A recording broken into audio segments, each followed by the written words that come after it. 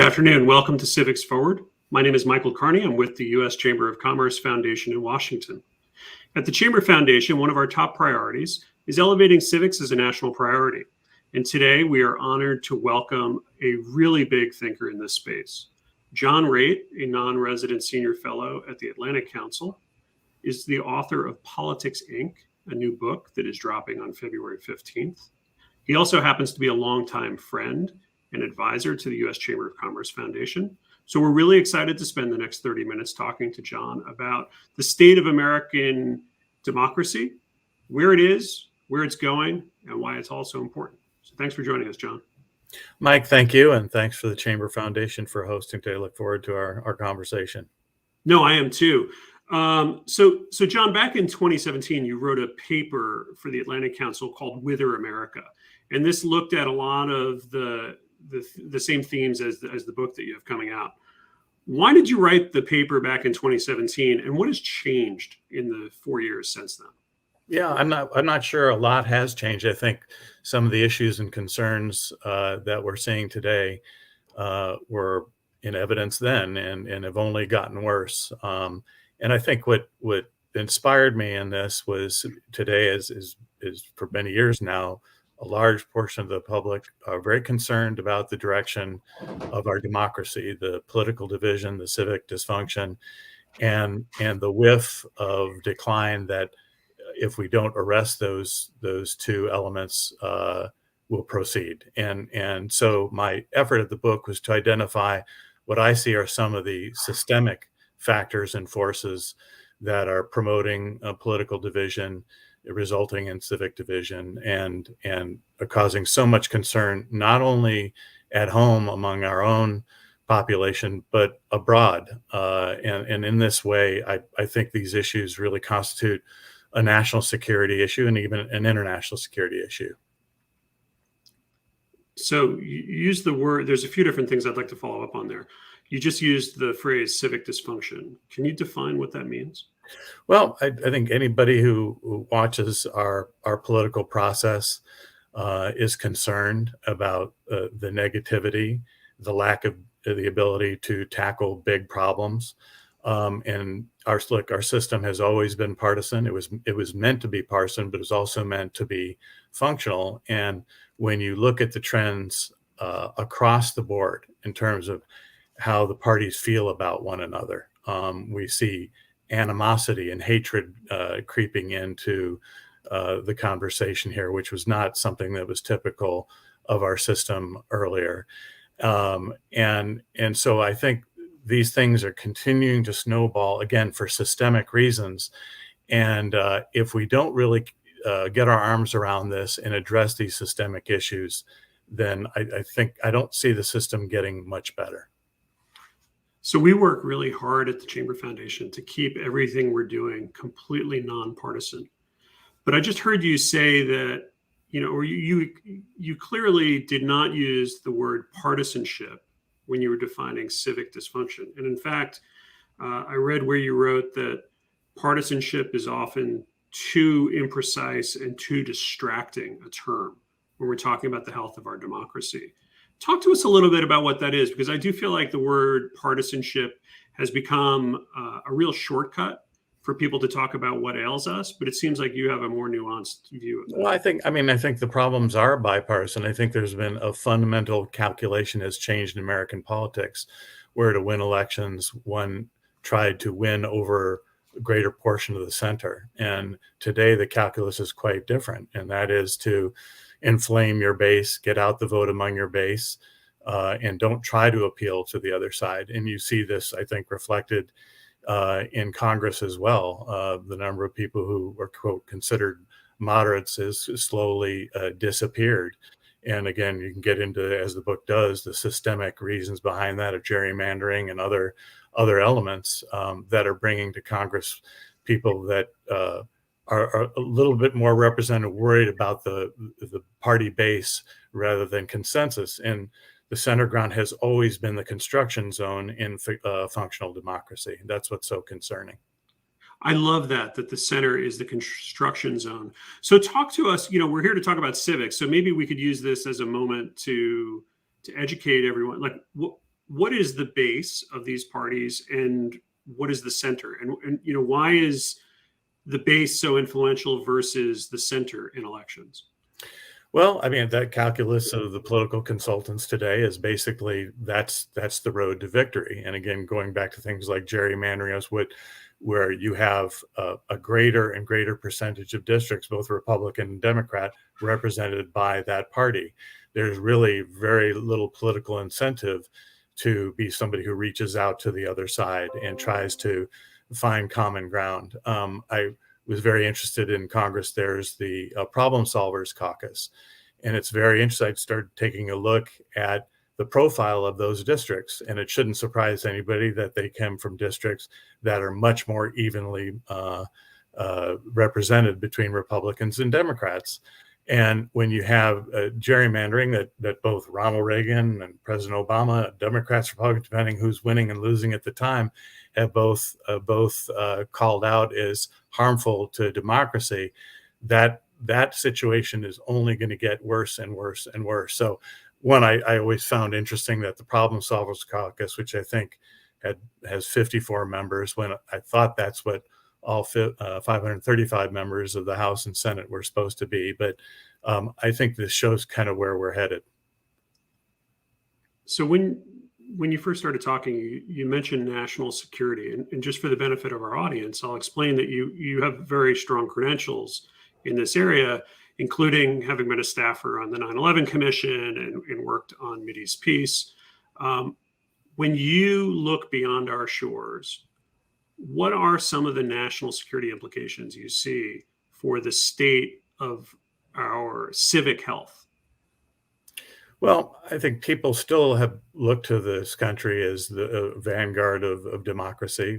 We've led NATO. We led the world against fascism. We led the world against communism. And we see a world now where autocracy is making its comeback. I think our adversaries see the soft points and weaknesses in our system and how to exploit them. We've certainly seen that with the Russians and others, and Russians are not the only ones.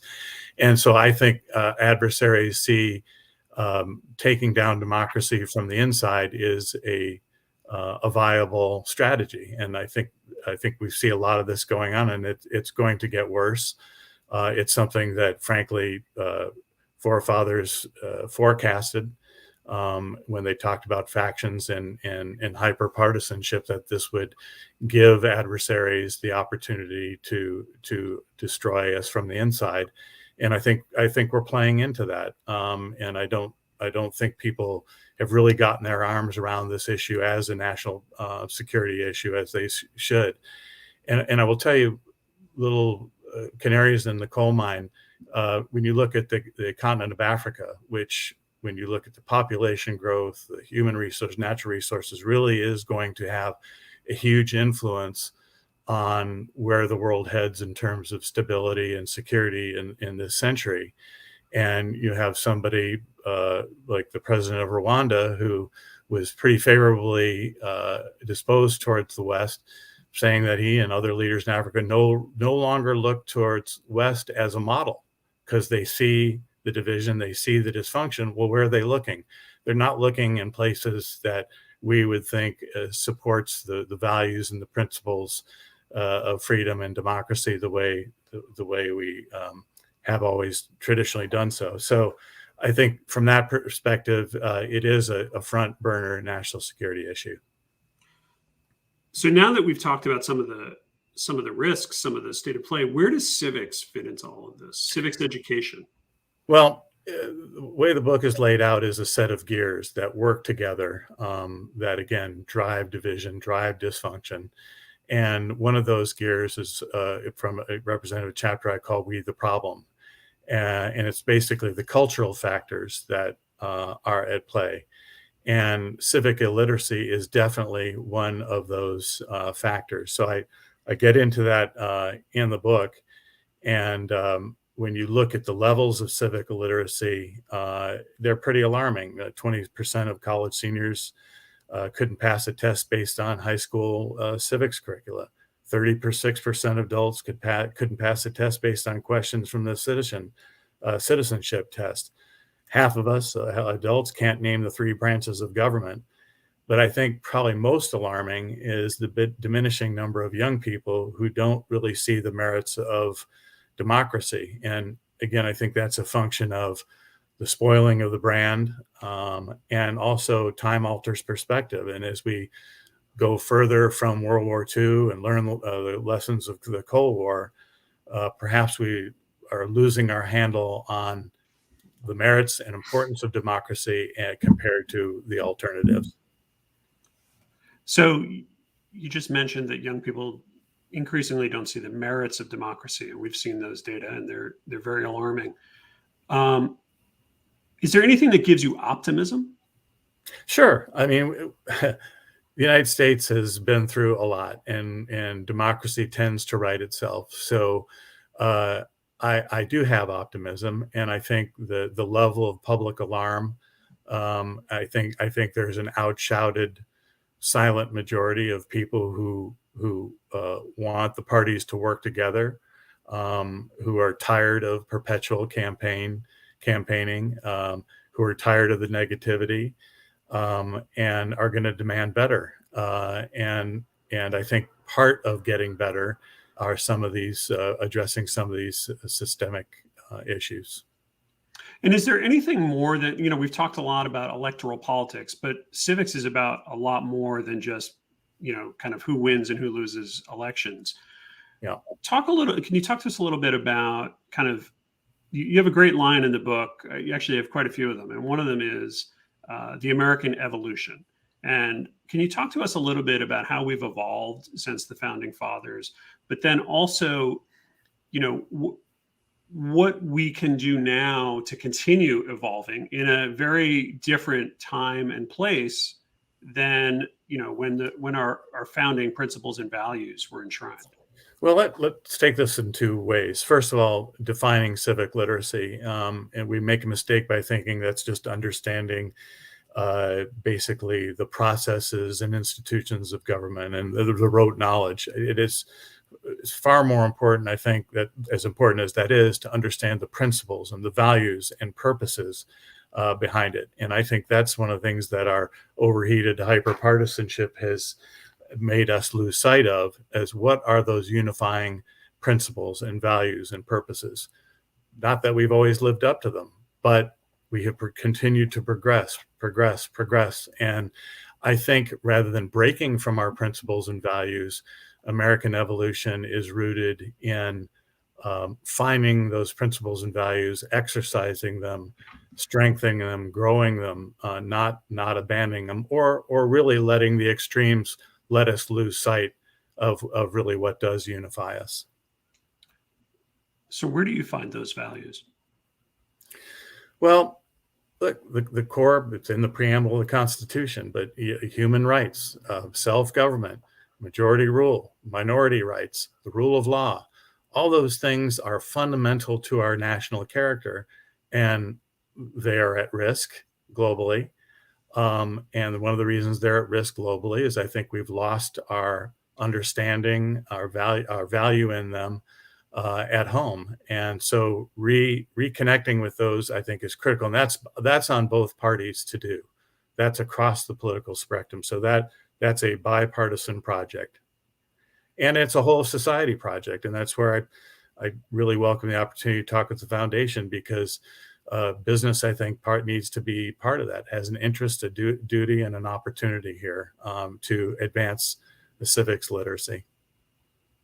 So we're going to start taking some audience questions, and I'll sprinkle them in throughout. One that's come in is, what can individual Americans do on the most basic level to take steps in the right direction? Well, first of all, I think understanding the tenets of good citizenship, which is informed, participatory, fair, fact-based. I think one of the things I address in the cultural section is the nation has a very teams mentality. And I think our politics has grown into that. It's all about our teams. And that's one of the reasons it's harder and harder to find common ground, because we tend to look at issues as to how they will help or hurt our party or our philosophy. John, you mentioned I worked for John McCain many years. I heard him say on many occasions, no party has a monopoly on good ideas.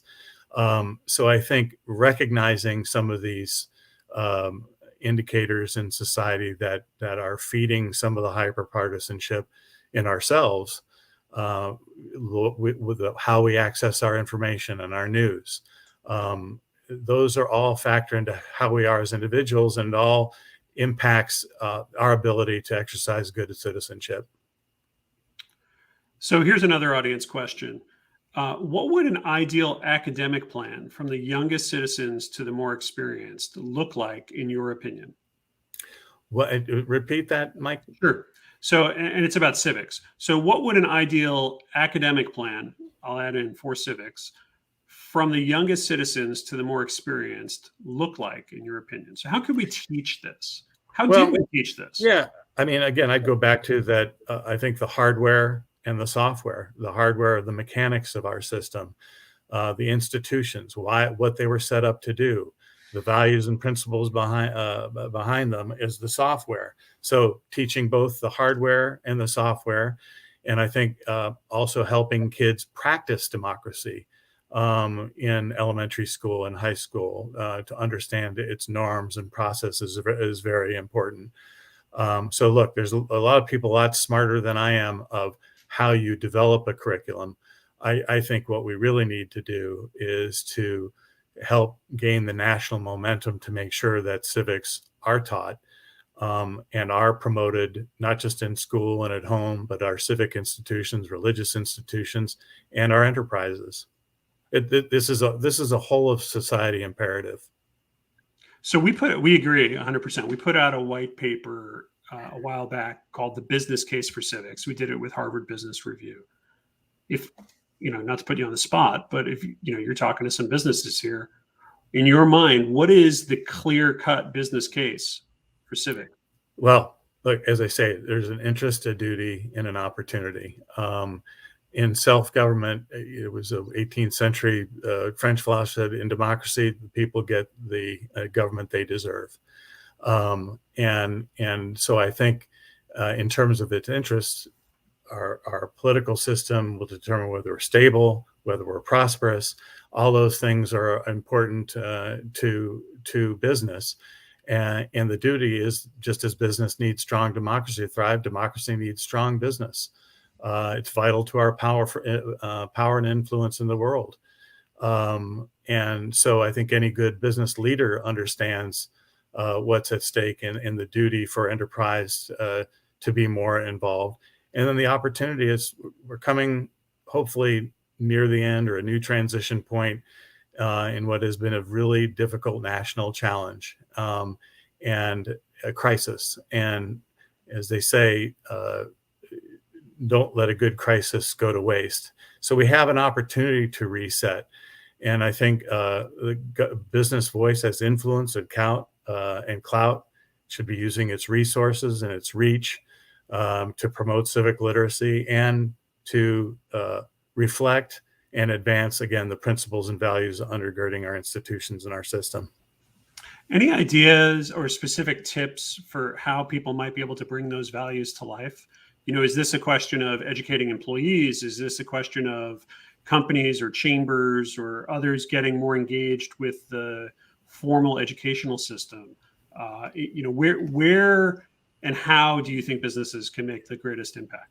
Yeah, I think it's all of the above. Providing opportunities at work for people to participate in democracy, to supporting programs and initiatives that advance civic literacy, and again, focusing on the principles and values and really what's at stake. Again, I go back to, I worry that as we get further from the Cold War and World War II and the hard lessons of democracy versus the other isms in the world, that it's going to get harder and harder to impart those lessons. And we certainly don't want a crisis like that to bring us back to center.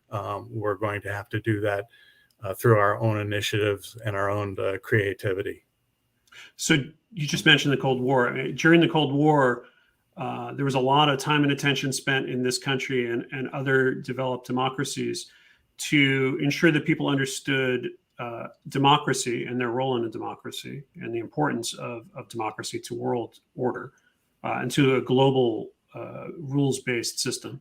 But then also that they were interwoven with our free enterprise system, and that it was together that it was with those two systems working together that the United States was able to reach such levels of influence and security, both political, domestic security, but also international security. Yeah. Are you concerned that the relationship between our political and economic systems might not be fully appreciated in the years since the Cold War ended? Yeah, no, I think that's right. And I think people need to understand how interwoven our personal, political, and economic freedoms are. You can't diminish one without diminishing the others. And so that connection is there. And I think we need to spend more time thinking about that and how we honor and respect and administer that. So yes, I think that's an important element of this effort. So here's another audience question that gets at something I'm really interested in, which is how best can we break people out of their tribes or teams? Seems to be this kind of innate human characteristic where we're always lumping together people into groups. I tell people that when I was living overseas, here in the US, if you meet a Marine and a soldier, they're very different. But if you meet them in Warsaw at a cocktail party, they're all clustered together because they're all American military personnel. How do we break those tribes and teams that we've been developing? Right. Well, I think part of it, and I'll use business parlance, I think it's helping the public become better consumers of political information and policy information, because that's the only way to break out of tribes. We should be talking about facts and alternatives and pros and cons. One thing I found when I was working in the Senate was too often there were Republican ideas and there were Democratic ideas. I tell a story in a book. I remember we were working on a bill on the floor, and one of the aides came up and said, "Hey, very concerned. So we have a Democratic amendment." And I said, "Well, what's it do?" And he described it. And I said, "Well, it sounds like that's probably a good public policy. What do you think?" He goes, "Yeah." And he goes, "But how are we going to defeat it? It's a Democratic amendment." And it's small vignette, big problem. So we're getting it obviously within lawmaking realm, but also again, this teams mentality, the tribal mentality in our society. And again, part of it is focusing on the principles and the values and the objectives that unite us, which are far bigger and far stronger than these other issues. So if you were, say, a high school student, where would you be exposed to these values that unite us that you just mentioned? Well, I think more and more states are seeing the value of civics literacy. And I think there's some really good programs that are in curricula that are being developed. I think it's going to be up to boards of education and individual schools and administrators and really the nation as a whole to make sure that they get implemented. That just as we're talking about the importance of STEM education to improve our innovation and creativity and the jobs of the future, we need to make civics literacy a central component of education, again, to support democracy and the underlying framework that makes all these freedoms, political, personal, and economic, possible. Do you foresee any impact on our national prosperity if we don't do that? Oh, yes. I mean, again, I think these are, when you look at things like the World Economic Forum or the World Bank, when they're looking at global competitiveness, governance is a really important element. And these days, investors, job creators have choices.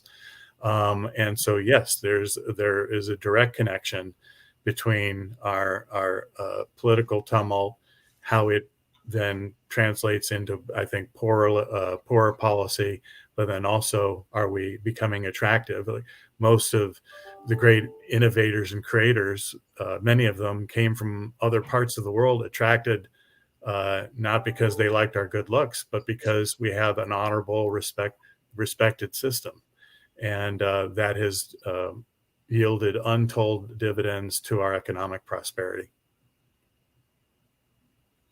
I would agree. And that's one of the reasons that the Chamber Foundation just launched the Civic Trust and is, embarking on a series of kind of generational commitments to help elevate civics as a national priority, improve civic literacy in this country, and also ensure that, we're capturing people at work to expose them to some of the basic knowledge and teach them some of the fundamental skills that they might have missed out on because for a while we've under prioritized civics, as you just mentioned. Right. And I think the problem, the challenge is getting more and more complicated.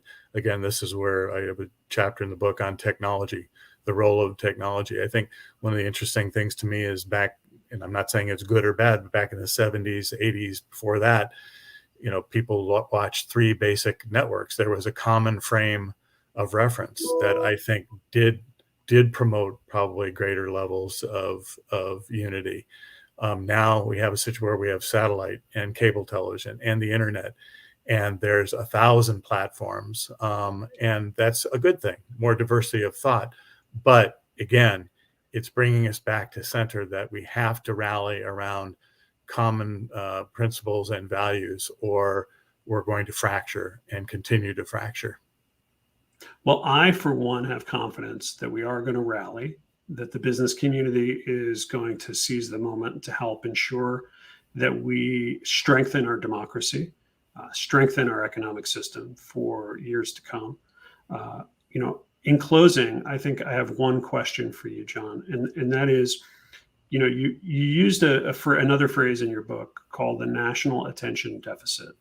What does that mean, and how do you ensure that you're thinking long term?